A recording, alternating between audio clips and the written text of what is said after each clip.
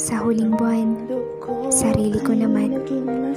Pagkakataon ko naman para sumaya, para ibigay sa sarili ang pagmamahal na ipinagkait ng iba.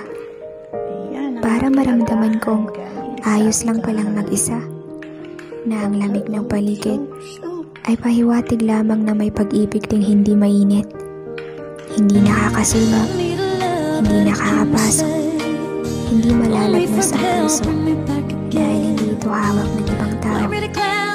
Imbis na kilig at pagkasabik, ayos na sa akin ang best kong naparamdam. Walang inaalala, panatag lang at tahimik. Magiging mas mabuti ako sa sarili, marahan at hindi na magmamadali.